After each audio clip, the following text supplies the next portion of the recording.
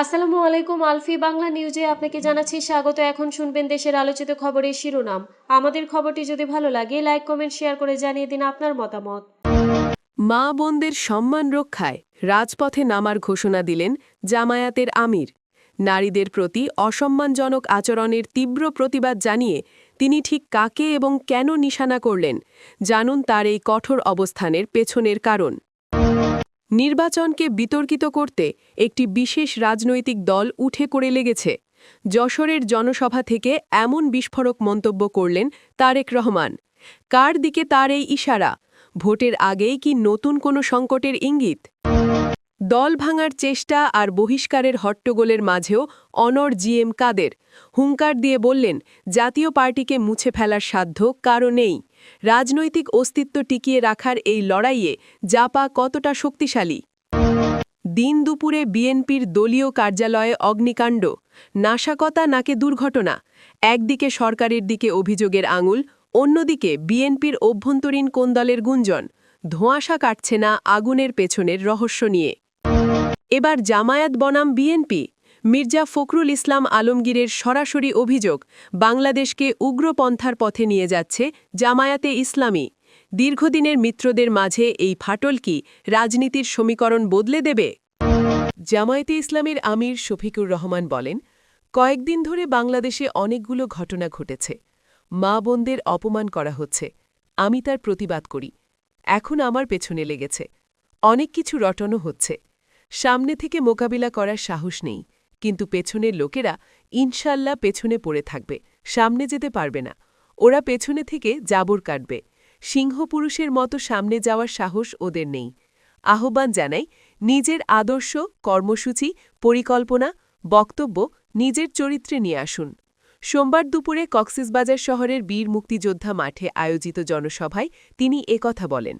জনসভায় বক্তব্য দেন জামায়াতে ইসলামীর অসহকারী সেক্রেটারি জেনারেল মোহাম্মদ শাহজাহান, ডাকসুর জিএস মোহাম্মদ ফরহাদ, কক্সবাজার জামায়াতে ইসলামীর আমির ও উখিয়া টেকনাফ আসনের প্রার্থী নূর আহমেদ আনোয়ারি, চকরিয়া পেকুয়া আসনের প্রার্থী আবদুল্লাহ আল ফারুক, কক্সবাজার সদর রামু ঈদগাঁও আসনের প্রার্থী শহীদুল আলম বাহাদুর প্রমুখ।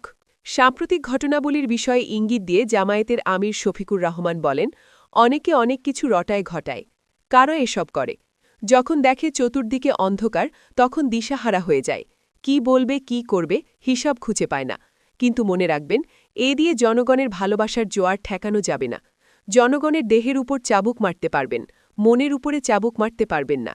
দুর্নীতির প্রসঙ্গ টেনে জামায়াতের আমির শফিকুর রহমান বলেন, কেউ কেউ বলেছেন দুর্নীতিবাজদের টুটি চেপে ধরবেন, সঙ্গে ঋণ খেলাপি রেখে আপনি দুর্নীতিমুক্ত বাংলাদেশ করবেন। বিএনপির চেয়ারম্যান তারেক রহমান বলেছেন, নির্বাচনকে বিতর্কিত ও বাধাগ্রস্ত করতে একটি রাজনৈতিক দল উঠে পড়ে লেগেছে। আপনাদের অত্যন্ত সতর্ক ও সজাগ থাকতে হবে। আজ সোমবার বেলা 2:30টার দিকে যশোর উপশহর কলেজ মাঠে নির্বাচনী জনসভায় প্রধান অতিথির বক্তব্যে তিনি একথা বলেন। তারেক রহমান আজ সোমবার দুপুরে খুলনায় নির্বাচনী জনসভায় বক্তব্য দেন। পরে তিনি যশোরে আসেন। জনসভায় তিনি যশোর ও কুষ্টিয়া অঞ্চলের 7 জেলার বিএনপি প্রার্থীদের পরিচয় করিয়ে দিয়ে ধানের শীষে ভোট দেওয়ার আহ্বান জানান। জনসভায় তারেক রহমান বলেন, একটি রাজনৈতিক দলের শীর্ষকর্মী কর্মজীবী নারীদের নিয়ে অত্যন্ত কুরুচিপূর্ণ কথা বলেছেন। দেশের মানুষ যখন আন্দোলন শুরু করেছেন, তারা বাঁচার জন্য এখন বলছেন তার অ্যাকাউন্ট নাকি হ্যাকড হয়েছে। প্রশাসনের লোকজন বলেছেন তাদের অ্যাকাউন্ট হ্যাক হয়নি, ওই রাজনৈতিক দল মিথ্যা কথা বলছে। উপস্থিত জনতার উদ্দেশ্যে তারেক রহমান আরও বলেন, যারা দেশের মানুষের কাছে মিথ্যা কথা বলে তারা বিকাশ নম্বর নিচ্ছে। এটাই তাদের ক্যারেক্টার বা চরিত্র। তাদের বিষয়ে সজাগ থাকতে হবে। তাদের ভূমিকার কারণে ৭১ সালে লাখ লাখ মা বোন ইজ্জত হারিয়েছে। জনগণকে সঙ্গে নিয়ে তাদের ষড়যন্ত্র রুখে দিতে হবে। যশোরের অর্থনীতি নিয়েও কথা বলেন তারেক রহমান। তিনি বলেন, যশোরে একটি শিল্প আছে, সেটি হল ফুল চাষ। গার্মেন্টসের জামাকাপড় যেমন এক্সপোর্ট হয়, তেমনি আমরা ফুল বিদেশে এক্সপোর্ট করতে চাই। জনসভায় যশোর ও কুষ্টিয়া অঞ্চলের 7 জেলার 22 জন বিএনপি প্রার্থীকে পরিচয় করিয়ে দেন তারেক রহমান। যশোর জেলা বিএনপির সভাপতি সৈয়দ সাবেরুল হকের সভাপতিত্বে জনসভা সঞ্চালনা করেন জেলা বিএনপির সাধারণ সম্পাদক দেলোয়ার হোসেন খোকন। যে যাই বলুক, অতীতেও পারেনি, ভবিষ্যতেও কেউ জাতীয় পার্টির কবর রচনা করতে পারবে না বলে মন্তব্য করেছেন জাতীয় পার্টির চেয়ারম্যান জিএম কাদের। তিনি বলেন, অনেক ষড়যন্ত্র হয়েছে, কিন্তু জাতীয় পার্টিকে বাদ দিয়ে কেউ কিছু করতে পারবে না। সোমবার দুপুরে রংপুর নগরের জাহাজ কোম্পানি মোড় এলাকায় রংপুর ৩ আসনে নির্বাচনী গণসংযোগের সময় সাংবাদিকদের প্রশ্নের জবাবে একথা বলেন জিএম কাদের। এনসিপির দক্ষিণাঞ্চলের মুখ্য সংগঠক হাসনাত আবদুল্লার বক্তব্যের প্রতিক্রিয়ায় তিনি এ মন্তব্য করেন। এর আগে গতকাল রোববার রাতে রংপুরের কাউনিয়ায় এনসিপির সদস্য সচিব আখতার হোসেনের নির্বাচনী পথযাত্রায় হাসনাত আবদুল্লা বলেন, অত্যন্ত পরিতাপের বিষয়, ভারতের যে রাজনৈতিক দলের বাংলাদেশ শাখা জাতীয় পার্টি তারা না ভোটের পক্ষে অবস্থান নিয়েছে। এই জাতীয় পার্টিকে ১২ তারিখ ভোটের মাধ্যমে আনুষ্ঠানিকভাবে দাফন করতে হবে। তারা অলরেডি মৃত, ১২ তারিখ হবে তাদের জানাজা। এ বক্তব্যের জবাবে জিএম কাদের বলেন, ১৯৯০ সালে দলের প্রতিষ্ঠাতা হুসেইন মুহম্মদ এরশাদের পদত্যাগের পর থেকে বিভিন্ন সময় অনেক রাজনৈতিক নেতা জাতীয় পার্টির কবর রচনার ঘোষণা দিয়েছেন। তবে আল্লাহর রহমত ও জনগণের ভালোবাসার কারণে, বিশেষ করে রংপুরের মানুষ যেভাবে দলটিকে নিজেদের সন্তানের মতো আগলে রেখেছে, তার ফলে এসব প্রচেষ্টা কখনোই সফল হয়নি। জাতীয় পার্টি আগের চেয়ে আরও বেশি উজ্জীবিত ও সংগঠিত হয়েছে দাবি করে জিএম কাদের বলেন, দলটিকে ধ্বংস করার নানা চেষ্টা হয়েছে, কিন্তু জাতীয় পার্টি নতুন উদ্যমে সারা দেশে ছড়িয়ে পড়েছে। এখন পর্যন্ত কেউ দলটিকে দমন করতে পারেনি। হুমকি, ধমক, জুলুম ও ষড়যন্ত্র চলছে এবং চলবে, এটা জেনেই তারা এগিয়ে যাচ্ছেন। ব্রাহ্মণবাড়িয়ার নবীনগর উপজেলার নাটঘর ইউনিয়ন বিএনপির কার্যালয়ে আগুন দিয়ে পুড়িয়ে দেওয়া হয়েছে বলে অভিযোগ উঠেছে। গতকাল রবিবার মধ্যরাতে এ অগ্নিসংযোগের ঘটনা ঘটে।